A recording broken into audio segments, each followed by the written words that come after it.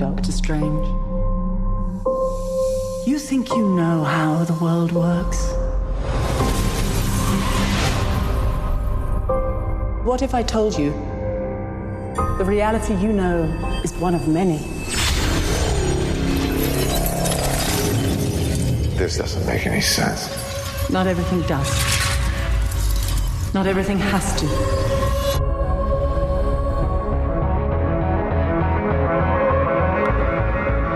Through the mystic arts, we harness energy and shape reality. We travel great distances in an instant.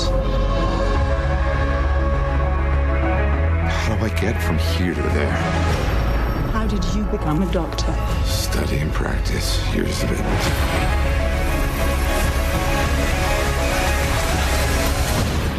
There's a strength to him. But is he ready?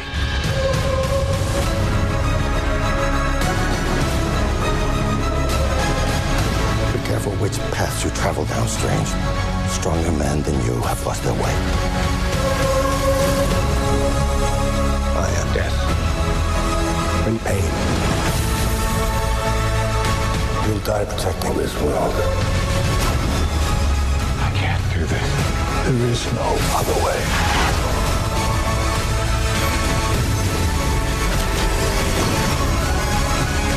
I've spent so many years peering through time, looking for you.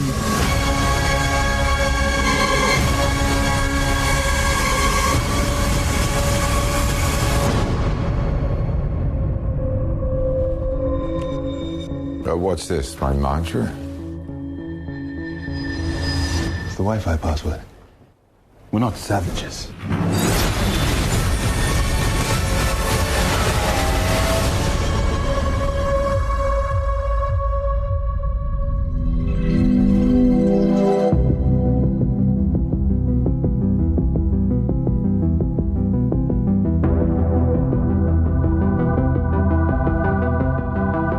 Everybody, and welcome once again to GeekFest Rants. My name is Carlos Perron, and joining me once more, I have Kyle. Say hi, Kyle. Hi, Kyle. Today, we are going to be combining a couple of topics, primarily the movie Doctor Strange, Marvel's Doctor Strange. We just saw it last night. Really had a good time watching it.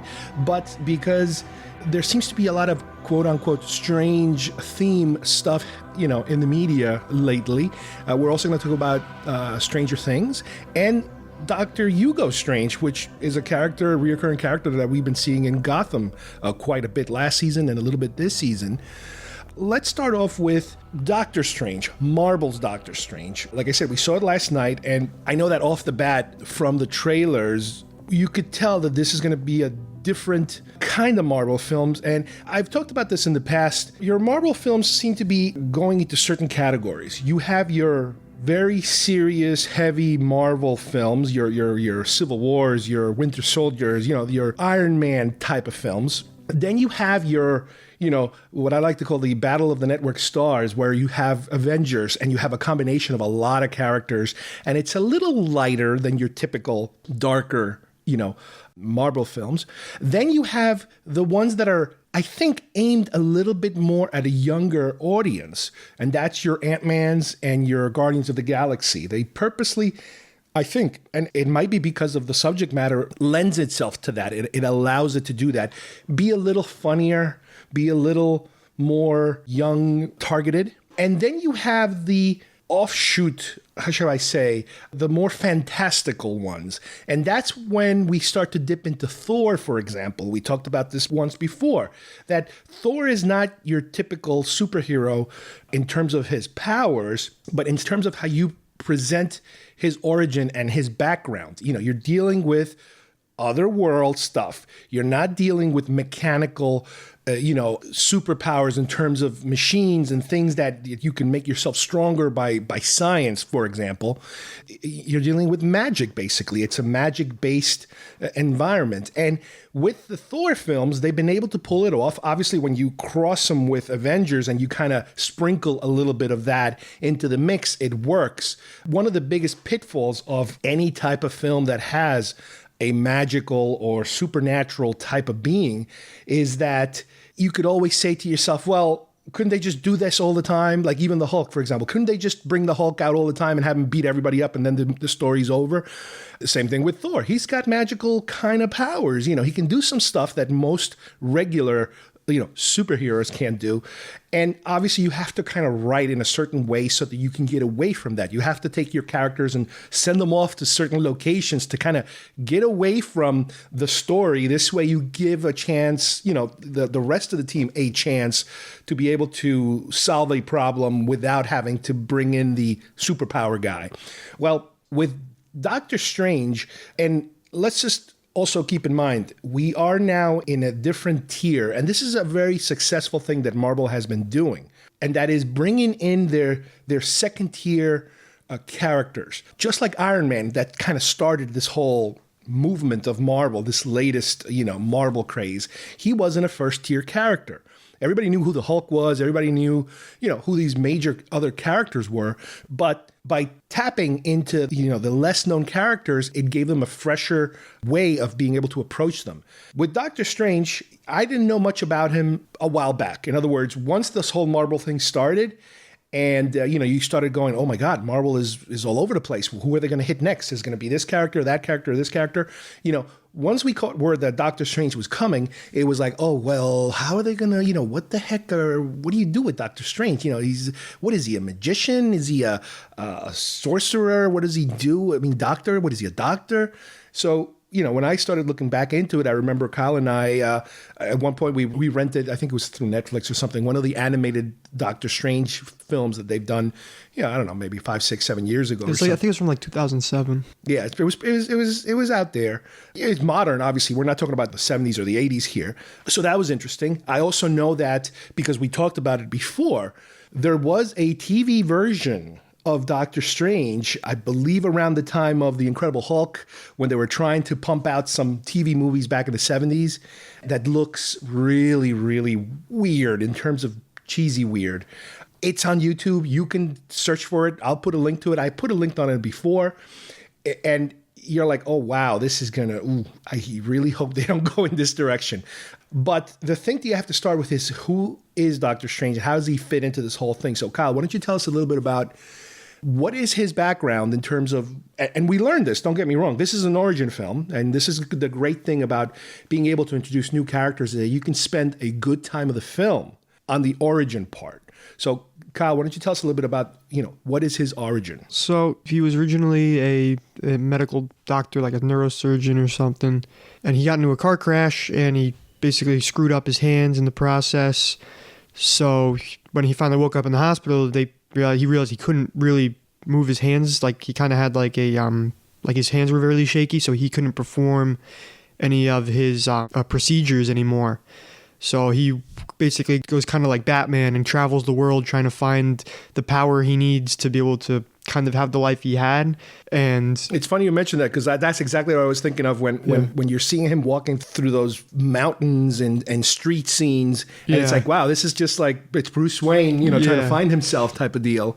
It was very reminiscent of that, even though these are two different companies. And then he discovers, like through like word of mouth, basically about the Ancient One and that temple in the mountains and that stuff, and he basically learns from the Ancient One. And in the comics, the Ancient One's actually a male, and Baron Mordo is there too, but he's eventually, like, in the comics, I think he was originally there, like he kind of betrayed them much earlier. Okay. And like when he kind of was brought in instead to fight him, instead of fighting Mad Mikkelsen's character, which is I think they kind of made up for the movie. I mean, I think he might be in there somewhere, but like he's really obscure. And basically, the Eye of Agamotto is his main like weapon of power, and the levitation cape. I think it's a similar story of how he gets it. It just kind of came to him. Well, that's one of the things they mentioned on the film.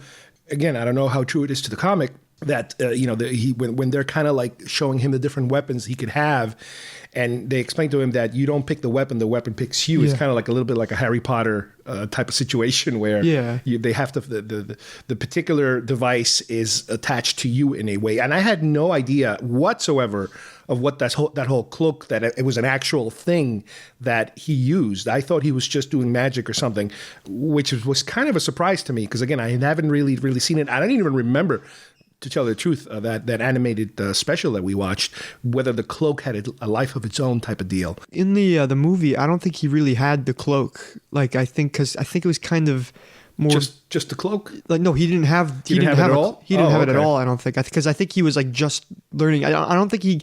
If he does, I think he had it like towards the end, but I don't remember exactly. But well, the other thing is that again, this movie to me, and again, it's the story. It's the plot, obviously. It mirrors a lot, to me, Iron Man. You have this, egocentric, brash, flashy, successful businessman, doctor, whatever, that, he's kind of somewhat looking down on people here or there. And something tragic happens that forces him to kind of look into his own life and kind of reassess himself. And he has to drastically change something to be able to come out, whole again. In this particular case, he has to go into like the Far East religious kind of awakening, tapping into multi-dimensional type of things. Now, I want you to try to explain to me, Kyle, the structure of who the bad guys are. Now, I understand what do they call it? The Ancient One is kind of like the master, the leader of the good guys, let's say, more or less. She's the one that's teaching him, and I know that it's a male character. I also remember there was some controversy going around before the movie started about whitewashing the film. And for those of you not familiar with whitewashing, they call that when you take a certain subject matter that is traditionally one way and you completely switch it. Some people say on purpose, some people say for artistic reasons. In this particular case, is eliminating your major Asian character, who is the teacher, and making him played by a woman. Now, personally, it didn't bother me in terms of the way that the master and apprentice, if you will, a relationship worked. To me, it worked. I don't know if I had the background of the comic book, if it would negate certain things or hurt the storyline. But I like that actress. She's very good. I still have more questions about it. And a lot of it has to do with what I just mentioned before, the structure of the bad guys. Because in the movie, we learned that, okay, she's trying to keep the bad guys from tapping into some of the darker, it's almost like a Force type of thing, the dark arts or the dark type of stuff.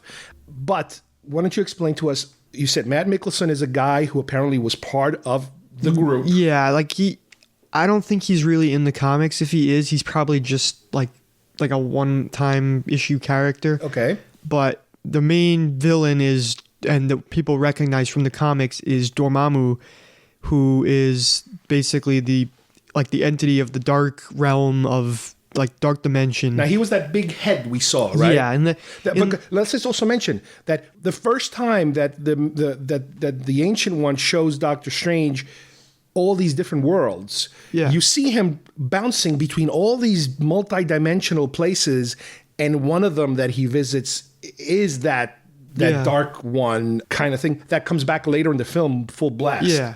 Well, Dormammu in the comics, he looks very different. Like they kind of did like that lines in his face. Yeah. And like the back kind of like turned red like occasionally, but he looks like a flaming, like he looks basically like Ghost Rider with purple armor. But is he a physical character like with a human size, or is he a gigantic entity type of deal? He can turn himself into a physical size. But in this film, we only see him as a gigantic, ethereal type of creature. Yeah. And at first, I remember I bumped you in the theater. I'm like, is this Thanos? Because to me, it looked like that rock face. Yeah, that's. I mean, like the purple does, and the red eye. That kind of. I'm like, what's going on here? But that's not Thanos. Okay, no. Good. Unless they're trying to work around something where Dormammu is actually just a manifestation of super power that Thanos uses or something as like I don't know, but Dormammu is Dormammu and Thanos is Thanos. From what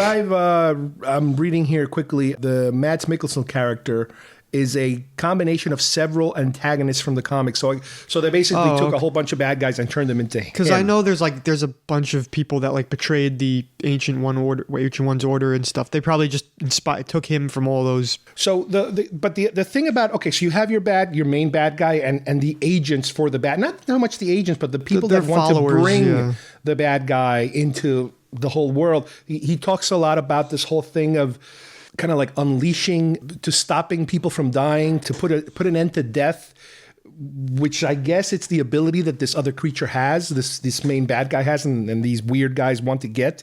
But there's also a connection between the Ancient One and this bad guy. Yeah, this connection, I don't really know from the comics about if this was in the comics, but yeah, so basically she was saying that she draws power from the Dark Realm to keep her alive, basically. But she does it in order to keep the dark guy away. So it's kind of the Dark One away. So it's a way of rationalizing what's happening, which it is a major point in the film in terms of it's the reason why the other guy leaves them and kind of betrays them, is because he was brought up all this time, the Mordo character. He was brought up all this time by learning these rules of, you don't go into the dark side type of thing. And then once we find out that she's been tapping into the dark stuff sometimes to keep herself alive longer in order to fight the dark, it's a weird situation where all of a sudden it's like, wait a minute, so has she been cheating, or has she been cheating for the good, that kind of thing. That's, I think, how they're kind of separating the reasons why things are being done. So throughout the movie, like I said, it's an origin story, so you can spend the whole amount of time. Here's the thing. The battles that they fight in this are really cool. The way that they're staged in terms of, I remember when I first saw the trailer and they show that whole thing where buildings start to bend and kind of change their phase, and that's this whole interdimensional changing realm type of thing. And it reminded me a lot of Inception. Yeah. And in this movie, it's really cool how they have these fights that they're chasing each other through these buildings, and how things change and they have to adapt to the ground changing because gravity is being affected by all this. And one of the things I remember they were recommending in some of the critics is like, this is a film you got to see in 3D, because to get the feel of these structures moving, it really helps to see it in 3D. And I agree. I'm glad we saw it in 3D. Purposely, we went pretty late. I honestly didn't even think those visuals were like possible. Some of them, like it was just I mean, and when you look at the credits at the end of the movie and you see 800,000 different people working, 17 different CGI companies, including ILM and some other ones. Yeah, you kind of see how, where they're coming from with that. So that was really cool. Like I mentioned before, the interaction with the cloak was a total surprise to me. How the cloak almost seems to have a personality. It's something that I wonder if they're going to continue with it. Well, yeah, it's the cloak of levitation. It basically just, like, if it sees something that he doesn't see, then it just kind of yanks him out of the way. And there's another scene where the astral projection image of yourself. Yeah, that's something from the comics. Because he was almost dying, and that image comes out and fights other ones, and they're running through the hospital fighting, and people are not exactly seeing them, but they're feeling something happening, and things are moving. That was another cool thing that we've never seen before. Because they're still partially in that plane of existence. Yeah, they're a little bit there, but not completely. They're almost like ghosts, like the trail of a ghost type of thing. Yeah. So there's a lot of cool stuff in this film, and as far as I'm concerned, it's another great Marvel. Granted, I tilt more towards the Winter Soldier types. That's my favorite part of Marvel, but this is another, feather in the cap of Marvel as far as I'm concerned. Now, let's talk about the end of the film in terms of, okay, we kind of knew that the good guys are going to win, more or less, to a certain extent. So, he fully becomes Doctor Strange. He still seems to be having a little bit of the shakes, because at one point he's told that the only way to address that problem is to do it by magic, basically. He can't really fix himself, but by having that magic, being able to wield that magic, he can control it, which is how we were brought to the first character in the film. Now, let's talk about the Stinger, the last Stinger first. Yeah. The reason that he goes to the middle of nowhere, basically to search for this guru, is because he's told by somebody that there was a man that actually, his therapist, I think, tell him, there was a man that actually did recover from these very catastrophic injuries. And he did it by he did it, and it just happened and it worked to kind of prove him wrong. So when he does find this guy who's playing basketball at that scene, he's played by Benjamin Pratt. He's a little annoyed at him, but then he says, this is where I went, look for this. That's the place. During the film, we're told that, what I just said before, that it wasn't really that he healed himself. He didn't heal himself. He is carrying around this magic, this power that keeps him healthy in terms of he wasn't able to walk, apparently. That was the problem he was having. He was paraplegic or something. And at the end of the film, when Mordo appears, in the stinger, and he's still upset at what happened in terms of he feels he's been betrayed by the Ancient One. He approaches this guy and seems to take away the magic from him. He grabs something like from his stomach or something, like his essence or something, or his soul or something, and he grabs it. And as soon as he removes it from his body, the guy collapses because he can no longer walk. And it appears to be that his thing now is that he is going to end sorcerers. He's going to end magic. He doesn't want to have multiple magic wielders, let's say, running around screwing things up. Do we know anything about that character? Do you have any idea? Well, yeah, in the comics, he's a bad guy. But you said earlier that he doesn't, in the comics, he was always a bad guy? Well, like when Doctor Strange started was about the same time that he betrayed the Order. Okay. In this one, it looks like they kind of worked together for a little bit, and then he kind of got pissed off and left. Also, his stick, I don't know if this is in the comics too, but in the movie, he said his stick was the stick of the Living Tribunal. And the Living Tribunal is actually like this. I read it from a Silver Surfer comic, actually. It's just this huge yellow, like golden thing with 3 heads and like a purple cloak that just like floats through space and stuff and just like does like prophecies and stuff.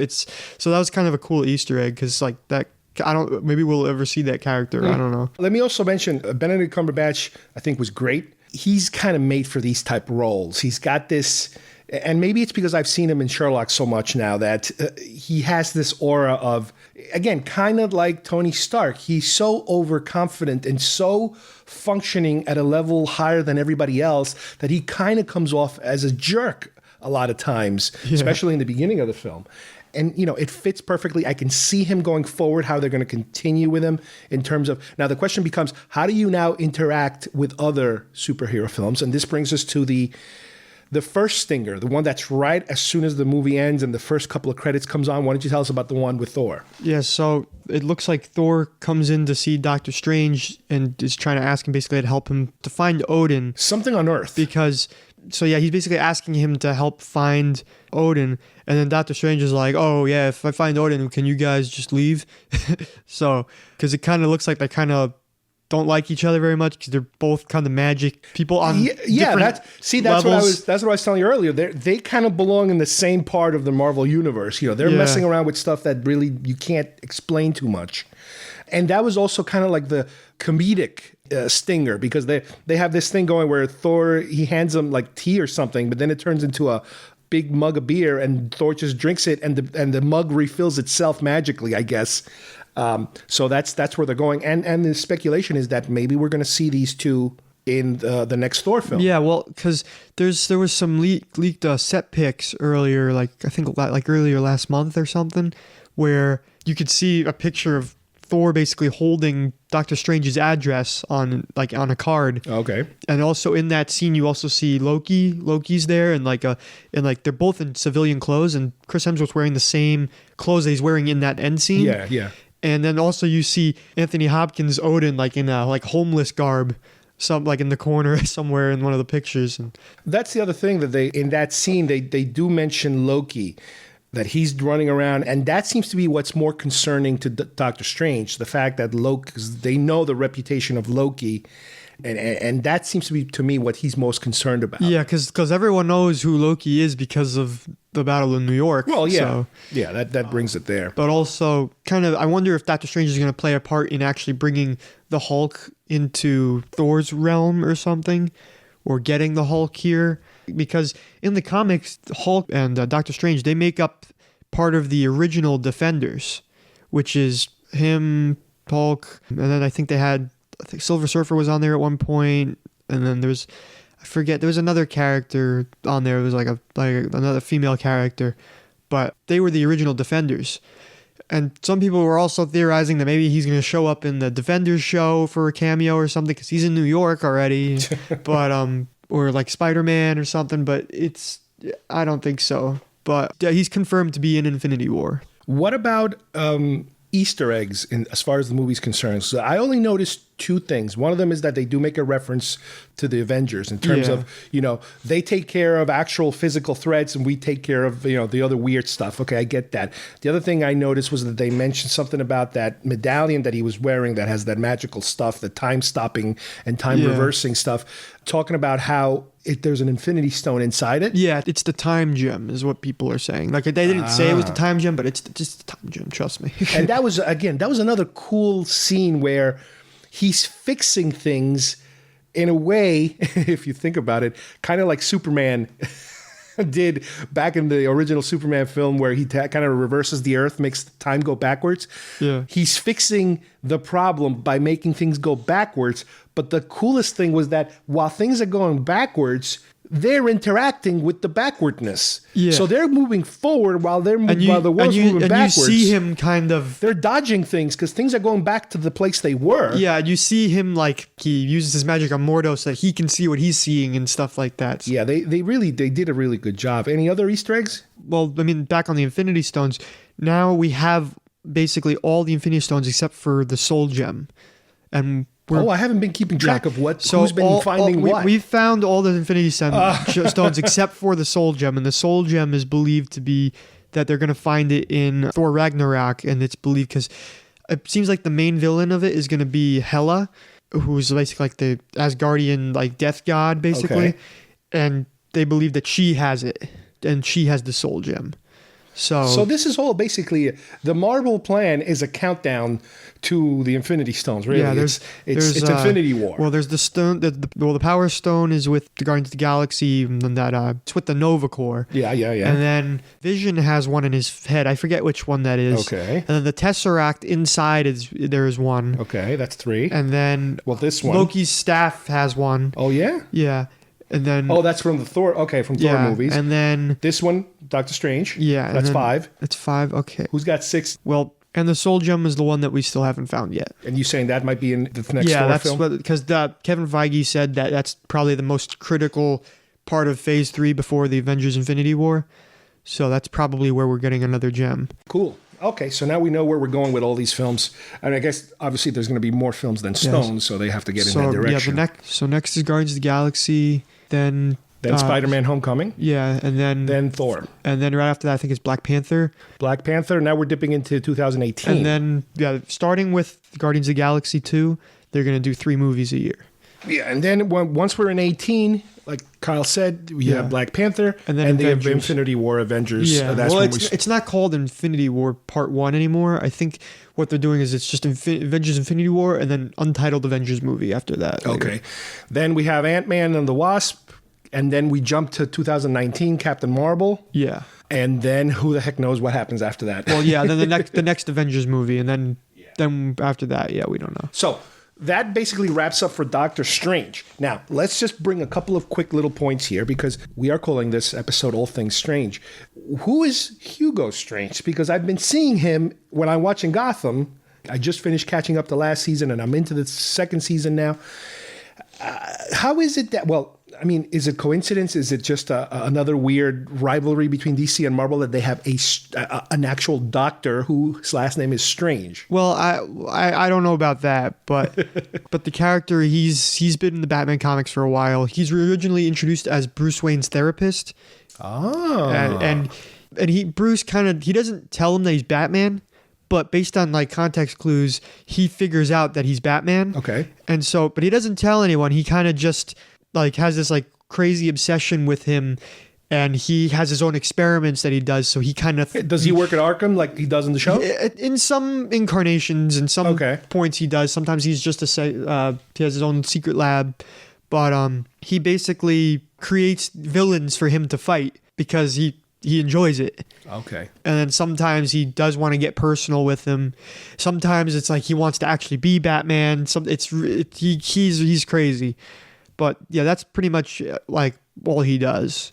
But Well, he created many of the villains. Like I'm trying to remember which one specifically. Well, in the TV show, that is his thing. The way we were introduced to him is through Arkham. I guess they're saying while he spent time in Arkham as an official doctor there, he was running these crazy experiments that resulted in creating like some of these supervillains. Yeah, but all the supervillains that they covered, at least from what I've seen, because I only watched some part of season 2, none of those villains were created by Strange in the comics. That's just in the TV show they decide to go in that, and they're not really so much created, but more maintained by him. Right, and from what I understand, also the villains in the TV show, specifically the ones that are credited to him, they're not really tied to the comic directly in that manner. They kind of go in two directions. I mean, like from what I saw, Mr. Freeze was stuck with him, but Mr. Freeze he's just Mr. Freeze. He has nothing to do with you. I've never seen any connection with him with Hugo Strange ever.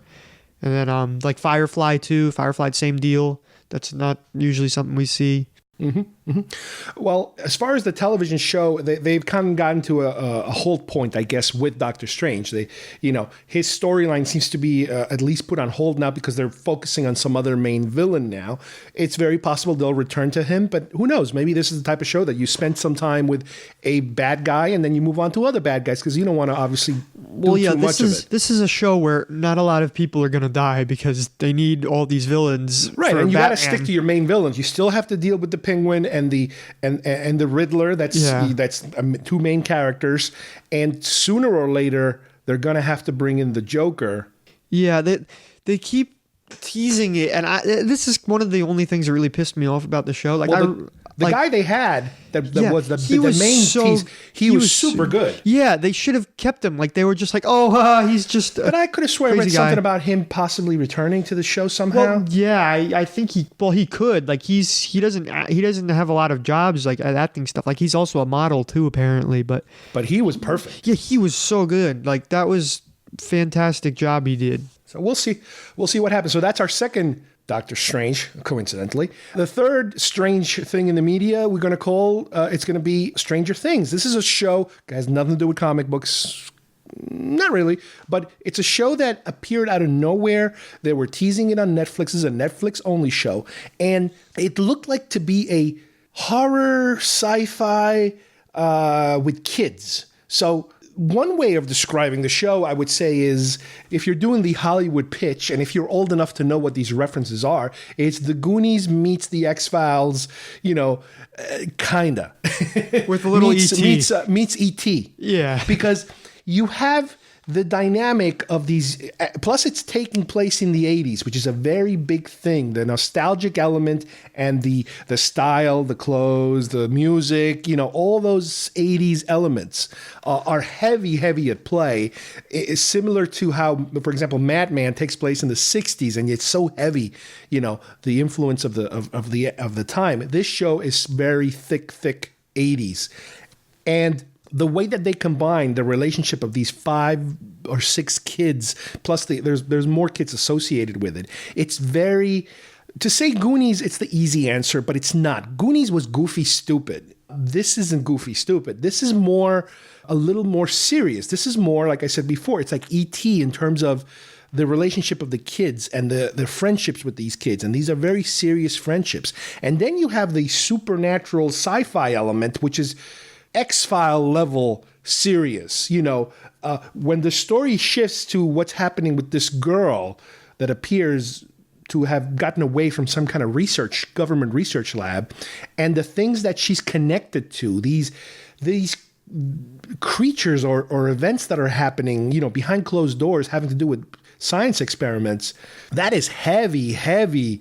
I would say John Carpenter, Steven Spielberg-y kind of scary, Firestarter. If you guys remember the movie Firestarter, the Stephen King movie, government doing interdimensional experiments and stuff like that, which is one of the staples of the 80s, was those kind of movies, those conspiracy type of movies. Yeah, and also like the directors, they said they got influence from this book that a guy who worked at the original complex. Yeah, that it's the based secret on, base. that it's actually like a place where they mess with dimensional travel and stuff. Like I said, if you guys like X-Files, it's very X-Filey. It's all about the secret. But the cool thing about this show, and again, I could not recommend it enough. It is so good. It's got, I think it was only like 12 or 13 episodes because it's Netflix. Well, actually, wasn't it only like 8? I think it was only like 8. Well, it was short. It wasn't like a typical season. But the best thing, obviously, first of all, it's full of a very known actor, including Winona Ryder, who's, again, she's one of these 80s stars now playing the mom. Yeah. And stuff like that. But the best thing about the show is that it blends so well those three things: the 80s pop culture, the toys, the music, the clothes, the way people talk, with the kids having real kid conversations. And the big, heavy sci-fi horror element. You know, some of these victims, let's say, they're getting really X-Filey killed in terms of it's real serious stuff combined, from the kids' point of view. So that's really cool. And that's one of the best things I liked about the show is the fact that I'm so tired of sitcoms where the kids are, and this is something that's been going on for years, the kids are usually the smartest people in the whole show. They're saying the best lines, and the parents are usually the dumbest people on the earth. And I know that's a staple of sitcoms because that's part of that's part of the whole thing about a sitcom. But in this show, I like how they bring the kids forward, and they are the stars of the show. The girl that plays 11, that's her name, 11, has to do with the scientific her name's experiment. Millie Bobby Brown. She's excellent. She can play it. I mean, she's a scared kid who is getting used to these abilities that she's manifesting as a result of these experiments. And then there's the whole element of what the experiments are bringing over from the other side, from these other dimensions, some full-blown, again, very 80s type of monster that at a certain point in the series they have to battle. Yeah. This is going to be continuing. The show has definitely been renewed. It's like exploding. It's one of those situations where a show is very popular, but there is no push behind it because they really were not prepared for this much success. So from a merchandising point of view, which is something that I'm always interested in, I know that they're starting to very slowly trickle out some stuff. Yeah, I think there's some fun pop they just pop figures coming. Yeah, those are coming out, And I wouldn't be surprised if they start really merchandising it with books and comics and all kinds of stuff like that. Yeah. Again, Netflix, definitely recommended. And that brings us to the end of our All Things Strange episode. I've never thought that we would have so many things with the word strange in it coming at the same time. And I'll say it again, with Strange Things, the music, oh my God, do I love that music. It's that electronic synth pop type of music that was very popular with early 80s sci-fi films. It is so perfect. It is exactly what you need for this sort of thing. But anyway, I want to thank Kyle as usual for joining me today. Thank you, Kyle. And you guys for listening, and we will see you soon here at GeekFest Rants. Bye-bye, everybody. Bye.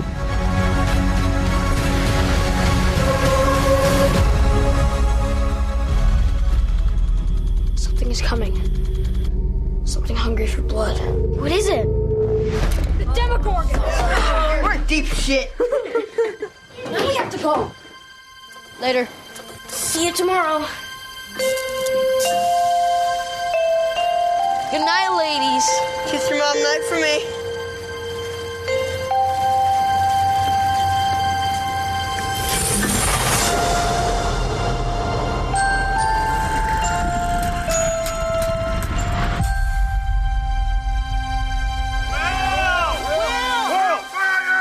Will is missing. I don't know where he is.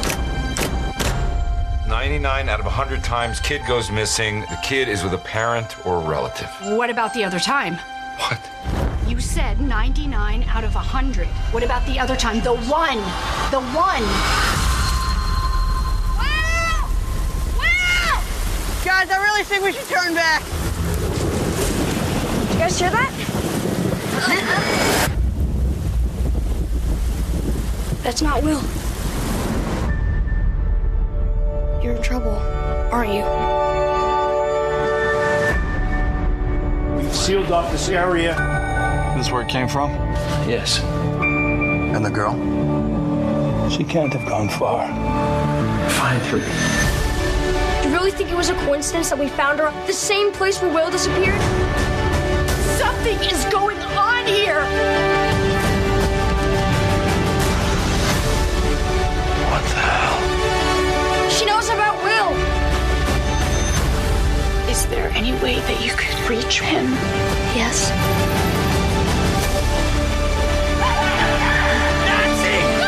What if this whole time I've been looking for Will? I've been chasing after something else?